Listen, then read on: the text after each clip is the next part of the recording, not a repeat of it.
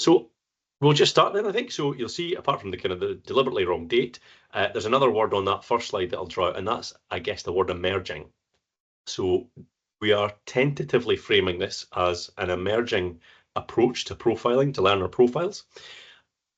Derek and I are probably both keen, and the group of practitioners that I'll tell you about who have worked on this are keen that we can hopefully at some point, maybe in about a year's time, just drop that word emerging and say, this is just what Scotland's doing.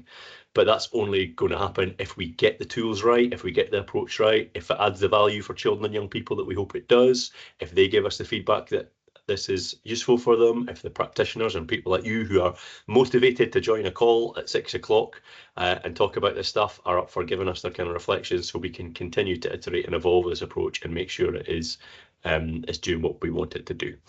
So emerging to start with, this is not a piece of work that's mine and Derek's work. This is a piece of work that's been led by a co-design group, a national co-design group of practitioners and partners. So there's a photo there of one of our meetings. This has been a really, really strong group to work with because it has professionals who are working with children and young people every single day in settings. So that's maybe in early learning and childcare settings, in primary schools, in secondary schools, in a community learning or youth work kind of context. We've had representation from colleges and universities and employers, people who lead and facilitate modern apprenticeships. We've had representation from Gaelic medium experts working in GME settings. We have had third sector organisations. We've had some of the awards organisations represented. So as many people as we could get to who were going to bring the perspective of a sector or an organisation into this work have been part of this.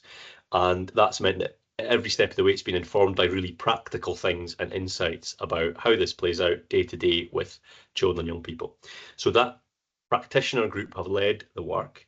They came together just about 2 years ago, and they came together initially to do an exploration. So they took a service design approach to that, so started absolutely in the discover phase. That meant then that the questions that the group wanted to explore, which started with what is profiling, what's profiling achievements, what's a learner profile, what is the purpose of this, why are we doing it, how is it going to add value for children and young people, all these kind of questions. Everybody took back to their own context. So they asked the children and young people in their school, if they were in a school. They asked other head teachers, if they were a head teacher. They asked other employers, if they were an employer. Came back and worked through all of that kind of research together and had time to do that.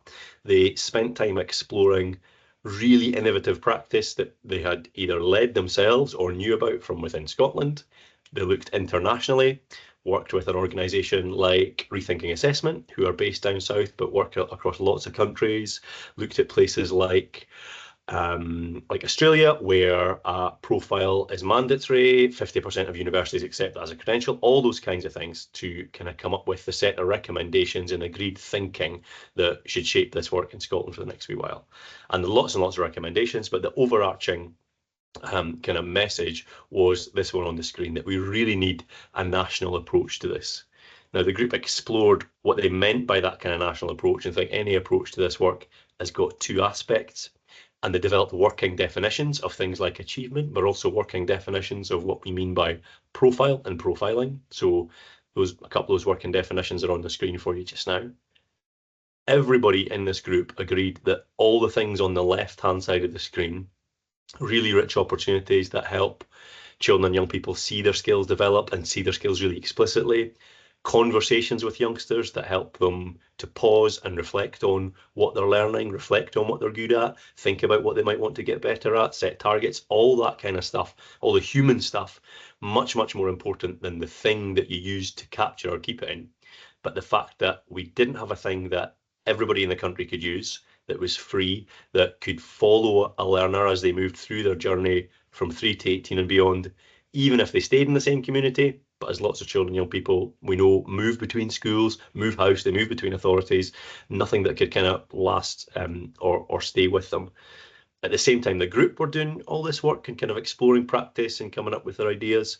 The same question about a profile was being asked in the big reviews. So the independent review of qualifications and assessment, the Stobart review, the Withers review of skills, all of these reviews were posing questions. They called it different things. A profile, a digital learner account, were pointing towards something and asking a question about, isn't there something youngsters could have as a record of learning to take with them? And the national discussion was posing that question, but in the lens of being really kind of holistic about everything that and all the kind of different strengths that a young person has, all their learning.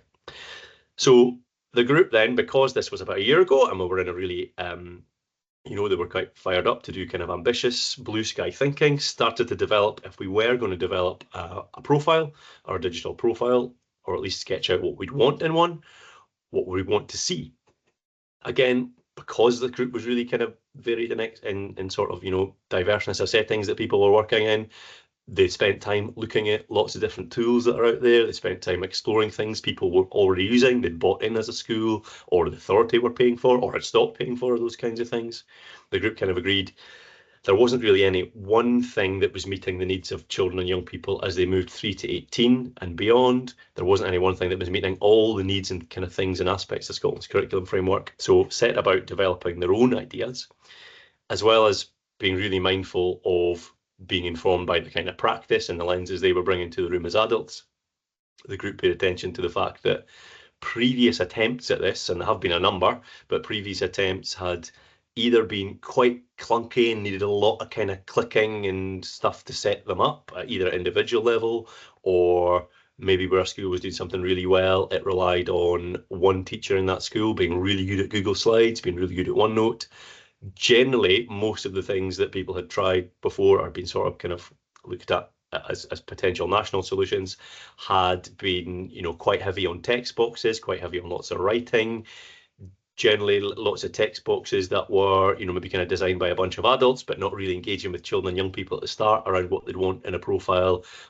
What is it about these kind of digital things that children and young people want to use quite willingly, and maybe drawing on some of that. So as well as everybody in that practitioner group going back and spending time with the children in their own place and bringing that in, Derek commissioned Humanly, a service design organisation, to take the themes that the group were exploring and that were beginning to feature in this kind of concept and spend time exploring them with children and young people. Again, a range of ages and stages, a range of different places and settings in Scotland.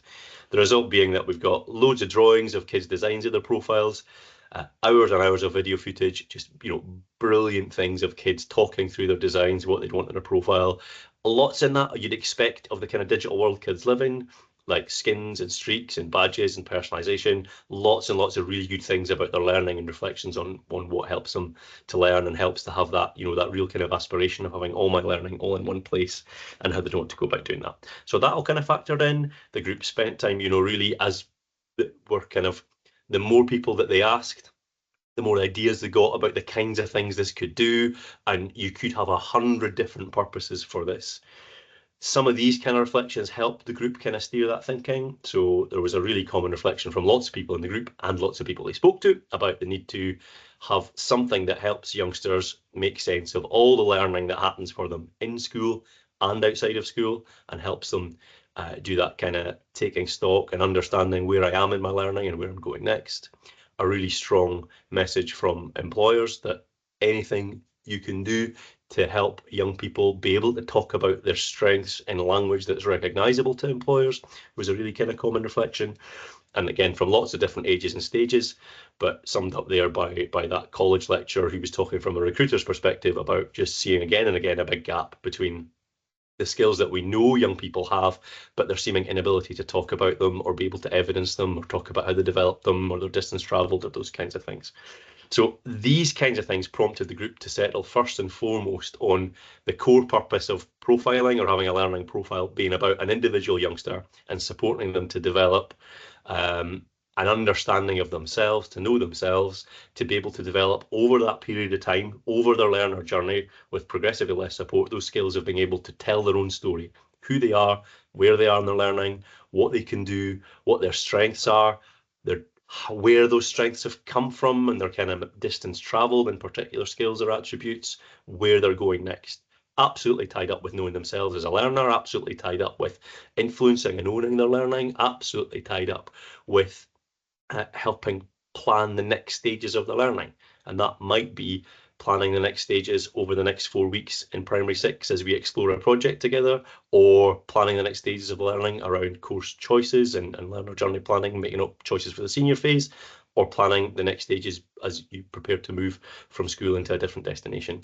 So these were the kind of things that the group felt were absolutely in the core purpose of it. There were other things as well that they pointed to. So, for example, the Morgan review of ASN said a big recommendation in that was about developing a measurement framework nationally for youngsters with ASN and what success should look like. If that was something that the country was going to do, and there's a working group looking at that really in quite a lot of detail. And if you had a national learner profile, you could perhaps build things into that learner profile that would mean that that could be compiled, that measurement framework or whatever happened there could be done in a way that's not stigmatizing for particular groups of young people, not extra work or bureaucracy for teachers or things to fill in or those kinds of things. If we're going to get anywhere near the Scottish Diploma of Achievement, we need youngsters to be able to capture learning in a personal pathway, capture project learning, in ways that are, time-wise and just practically easy to do and not kind of really bureaucratic, but hopefully kind of meaningful as well. So we hope this is putting an asset into this space and could be built upon to do something like that if that's taken forward. And loads of other things. But first and foremost, the group wanted to start with individual children and young people and supporting them to develop that kind of ownership of learning and being able to tell their own story. In September, the group saw that their work was kind of recognised in that response to the IRQA that talked about work being done on the practical bits. So hopefully this is a big asset that's going into that around the practical bits.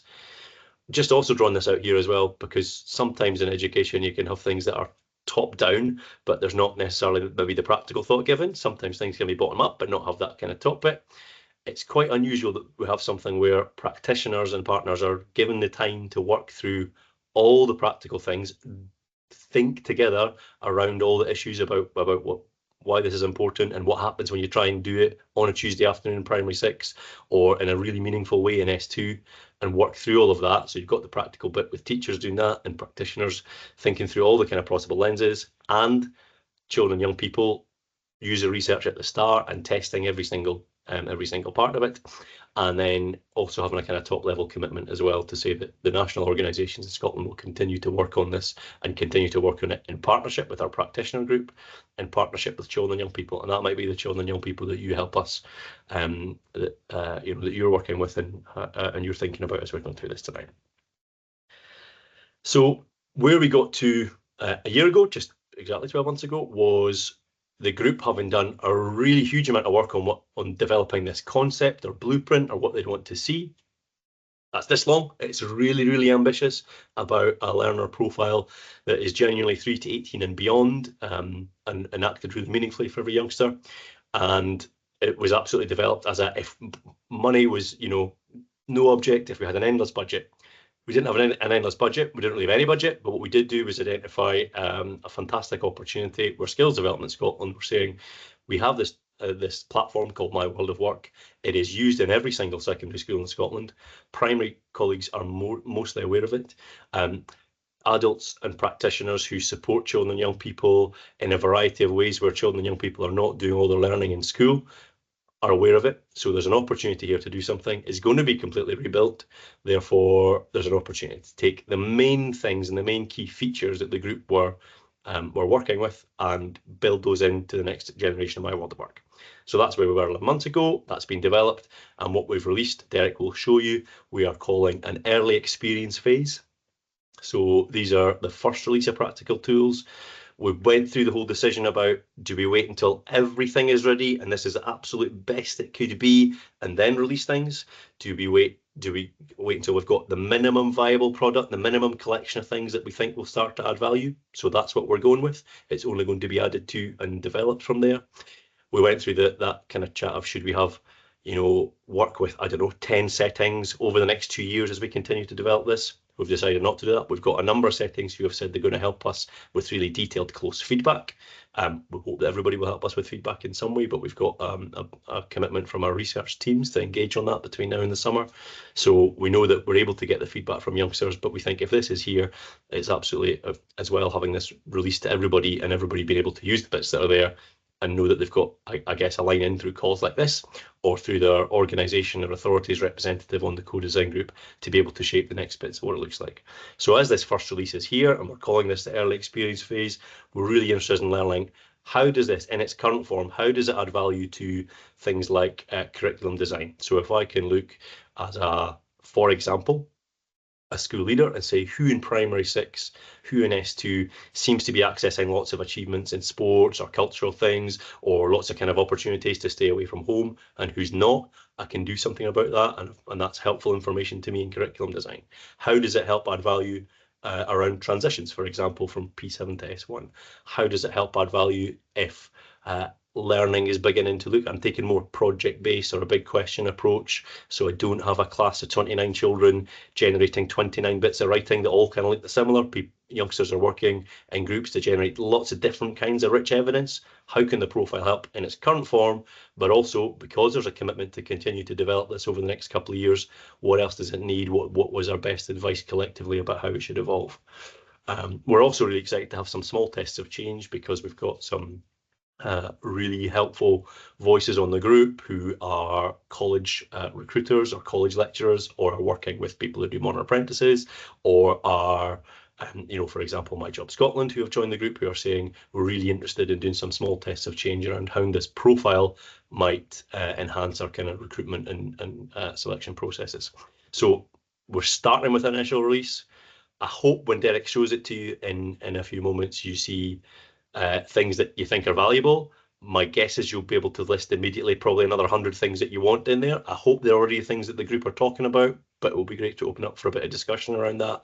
And I guess kind of, make the commitment that we want to kind of keep having calls like this and keep using the National Co-Design Group to help steer that.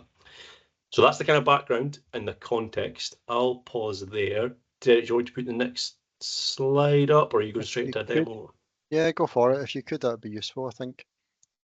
Yeah, so I was just wanting to, before I start demo, and just talk you through a little bit of our plans in terms of what we've got now, what's next on the horizon, and some future aspirations in terms of development.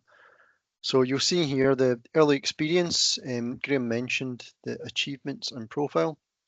So in June last year, we launched the My Achievements functionality, and I'll show you that. And the end of January there, we launched the profile. So those two being the solutions that are there and live.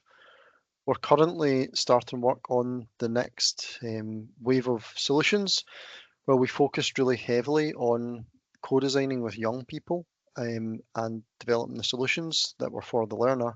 We know that there's a lot of support that goes from all the different learning contexts to support young people.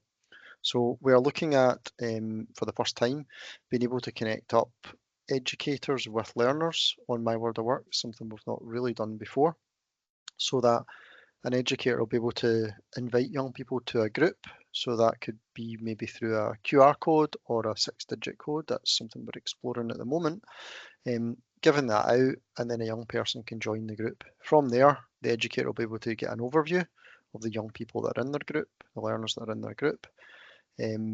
See maybe an overview of the skills profile or the activities that young people have been engaged in, and be able to look at an individual's profile so that they can have really rich and meaningful conversations with young people. The next thing we're aiming to beyond that is an institution or settings dashboard, where you'll be able to see at a whole institution level what is going on within your setting. So you'll be able to look across year groups, cohorts, across the whole organisation, and say what how they engage with the profile, what skills are being developed, and think about how you might support young people to get the experiences, opportunities that they need. So that's things we're aiming for in the coming months. I should say that the other thing that we hoped would be live for the initial release at the end of January was a shareable profile. We're currently building that. It's not far away from being released, and that will be the ability to download a profile and to email it to share it with others. So that's something that will be coming very soon. As Graham mentioned, massive long list of different things that were there at the very beginning of the project and have emerged as we've been going through the co-design process in no particular order, and we are keen to be guided by the co-design group and by others in terms of what the priorities might be.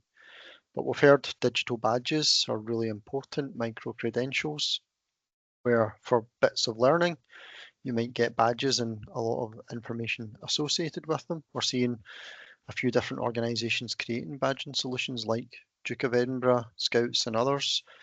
And we want to bring that all together. So we've been working with Youth Awards Network to bring together lots of those badging providers and think about how they can be brought through to a young person's account, with a young person obviously accepting them, and also talking to SQA, where we're looking at qualifications being brought through, and that may or may not be digital badges. Gamification was massively important, as was personalisation. So we know to enhance the user experience for young people, they like to be on streaks, be incentivised, unlock features, build their own avatars, build their own skins. And that's things we really want to do, working with the young people to design up what would really get them engaged and what would excite them as they're engaging with the product. We know personalisation of the profile. We've aimed at primary 5 to S6 age groups as the first release, and we understand that probably at the lower end of that and the upper end of that we might need to tailor it. And as we go down towards that target of supporting 3-year-olds and above, then we will need to adjust the solution. So we'll probably need to offer the ability for the learners to switch sections of the profile out or not have them appear. We probably need to have a slightly different look and feel. We might have to change things like a avatar for a photo in upper secondary. And we also know that the personalization could mean multiple profiles. So you might want different profiles for different purposes where you showcase different skills, achievements, and so on. The applications process could really be important. We've got a couple of test of change lined up for that with colleges to trial out and see how can it support the conversations and how could the profile be used alongside existing processes, or perhaps to even replace existing process for applications. Can it be used? And can it be used for the intake processes where you're talking at interview about yourself? Could that be used as a talking tool? We think it could also be used for preparing for interviews. So sometimes you get given advance notice of the skills or competencies or that type of thing that you're going to be covering in an interview. So again, could you collate information through your profile so that you're ready with examples to talk through an interview? And then finally on here, but not the final on a list, is parental engagement and reporting.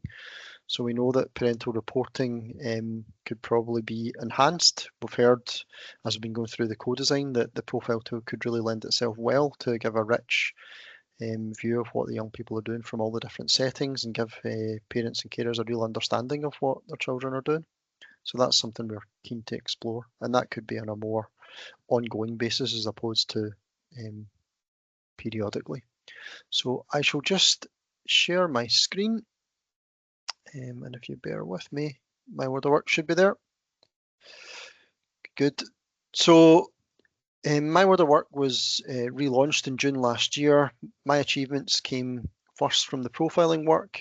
We had heard from young people when we were doing the co-design that achievements were really important to them. They could easily recognise achievements, they could remember them, they could talk about them to others. And what we found was by talking about their achievements, there was a real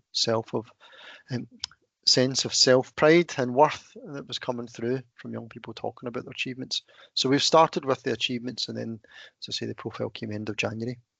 So you can go into your achievements through skills and tools up in that top navigation. You can go in through your logged in area and by your clicking on those initials there. And you can also go down the homepage to my achievements, and there's a tools carousel, which has a range of different tools on my word of work. So this takes you to a landing page where you can understand about celebrating your achievements, why that's important, what my achievements is, what achievements are, and why it's important to think about achievements. And at the top and bottom, you can click on a call to action to start building your achievements library. We heard from young people it was really important that this was quite a quick process so that they could click and capture an achievement from wherever they are. And I should say at this point, it's been designed for mobile. It works really well in mobile phones as well, so that when young people are out and about in whatever setting, they are able to capture their achievement.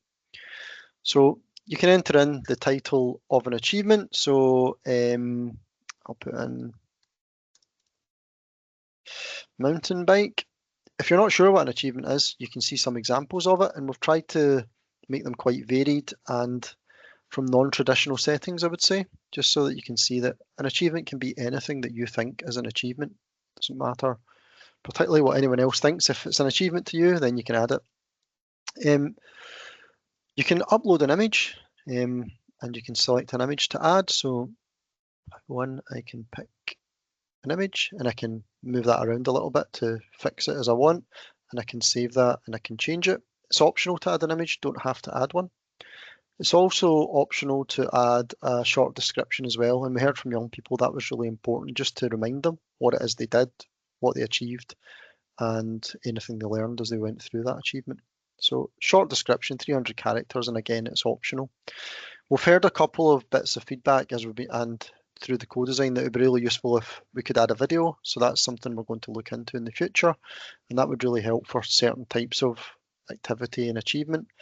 We also heard about voice notes being really important for young people. They were getting used more and more commonly, and they can be useful for additional support needs and literacy as well, where they can transcribe a voice note. So that's something we'll look to do. You can add the achievement type where it took place: education, work, volunteer and hobby, or club. So select club, and the default is the month that we're in, or you can go back up to 10 years to select a month that your achievement took place in. I said earlier, connecting the achievements and skills was really important, and that came through time and again. So we've looked to do that, but we did see that quite a lot of young people were struggling with the concept of skills. So we've got a short, quite interesting, fun, engaging video that introduces what skills are and why they're important. And then you can start to, if you're comfortable, select the skills that you used within a particular achievement. I realise adapting is my top skill, and I keep on clicking that as a default, the very first one that I come to. You can select as many skills as you want to as you add an achievement. If you're not sure what a skill is, and we're using the meta skills language here that you might be familiar with, you can see a description of each skill, and you can see some examples of what's included within a skill. And that's you've added an achievement. When you do that, you get a little success message to say, well done. Would you like to add that to your best stop board, or would you like to view your achievements library? We heard from young people that it was really important to see all of their biggest achievements in one space, and to be able to view all of their achievements in another space. So I'll go into the achievements library, and that contains all of your achievements in one space. I'm painting myself as being a real action man here. I've not done half this stuff, it's just for demos. I'm struggling to make them up these days. You'll see it's kind of like a social wall. They're little cards that fit really well on your mobile phone, as does every aspect of this build. It's got the activity type, a photo, the title. You can see here the heart's not coloured in, so you can add it to your best of board if you want to, and you can remove it. You can go into an individual achievement, you can review that, you can edit it, and you can delete it as well. And your best of board, pretty similar, except it's all your favourites, and you'll see all the red hearts there because they've been selected as your favourites. We're looking to introduce a little bit of functionality in the future where there'll be a keyword search where you can find something you're looking for, and if you're maybe hashtagging certain things or using a keyword, you'll be able to find all the activities that relate to that. And we'll put in filters where you can maybe choose a skill or activity type. So you could say communication, and you'll see all the achievements that relate to that. And we've been hearing this is really useful just to capture all those achievements that young people probably don't recognize as achievements, capture, and then they're able to reflect on them and have discussions with other people about all the achievements, really building that sort of self-value and all the things that you've done that are great. So that's there, it's been used, getting really positive feedback, and in itself is a really useful tool. The profile is a wider view of all of who you are and what you're good at, and being able to tell that story, that holistic view of you. You can go in exactly the same ways as before: skills and tools through your logged in area, or down through the tools carousel, and you can click on profile. And you'll see here on the right hand side, Pip the little robot, your profile intelligence partner, was introduced because through co-design we were finding out that young people were maybe struggling when they came to profile to understand all the different aspects, been a bit overwhelmed, didn't quite know where to start. So Pip's been introduced to guide the young people through as they complete the profile. Quite friendly, quite informal, and there to assist. So this is a landing page as you come in the first time. Explains what a profile is, why you should be developing one, what's maybe included within a profile, and then at the bottom, the call to action there to start building your profile. So because I've been going in and working on this and I've completed it a few times, mine is all populated. The first time you come and you take that step to start the profile, you actually go into this screen here, which is an onboarding screen to get some basic information about you. So here you can select whether you're in a primary school, secondary school, college, university, or apprenticeship, your sort of education level. And you'll see as you select, there's different drop-down menus that come in. And you can select whatever's appropriate, and you can type in the name of a school. Oops, typo, doesn't help. As you start typing, it starts to find schools in our database that you can select or others that you can select. Avatars were hugely important in the co-design work right from day one. There was lots of personalization, and avatars were seen as one of the key hooks to selecting your own avatar and then building your own avatar as well. We've got 9 predefined avatars that you can select from. Pip's got some quirky language to go with each one. You can pick the one that you like. I always like the cowboy, and you can continue. So that then takes you through to a little statement about yourself. We've tried to avoid text boxes as much as we possibly can because we know they're really difficult for young people. Here we found that writing about yourself, some young people were fine with it, off and running. Others may be struggling to understand what would go in. So we have a tool called Animal Me, which is a wee personality quiz, really quick completion, fun. You get an animal and you get some information about you. So you can draw that statement from Animal Me through, and then you can type over it and edit it. You can delete it and start again if you want to. But we found this gave a really clear idea to young people of the type of information you might put in there. Similarly, we ask for 3 words to describe you, and Animal Me also has 3 words to describe you. So you can use those 3 words and pull them through.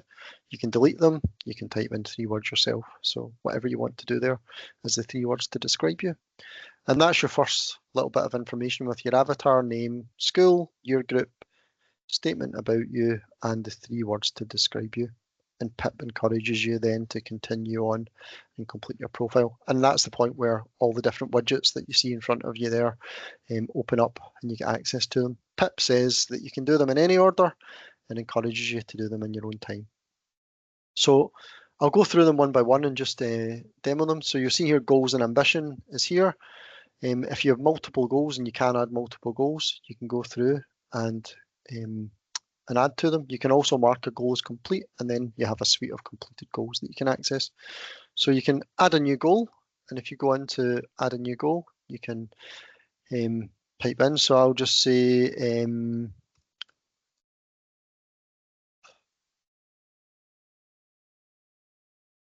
very specific one here. There you go. I'm going to go around the block with a dog. So that's my goal for tonight, and I'm going to say that's my health and fitness that I'm doing that for. If I'm not sure what to add as a goal, and we heard that a few times, then because we know you're in S5 and that's what you've selected, we can then suggest big goals that you might be aiming towards or smaller goals that you might be aiming towards. So just to give you a little bit of inspiration. And you can add that goal to your profile. And as you add the goals to your profile, as I say, you can tab through them. You can mark one as complete. Pip suggests you might want to add that to your profile if it's something you're proud of. You can also then go in and you can view all your completed goals, and you can delete goals and edit goals as well. So we've heard this is quite a useful tool for reflection and for planning. So if you're having a discussion with someone that knows you well, an adult that knows you well, then you could maybe set some goals or actions that you want to aim towards, some ambitions. And once you've completed goals, you can also have a discussion around them to just talk through what you did. So quite a useful conversational tool. My achievements, I've got 5 achievements here that are pulling through. So we've been encouraging young people, schools, and others to start adding achievements from all the different settings so that you get that database almost of your achievements. And you can go in and you can edit your achievements, or you can go in and view your achievements. So you can go in and view any one achievement, or you can go in and you can edit the achievements.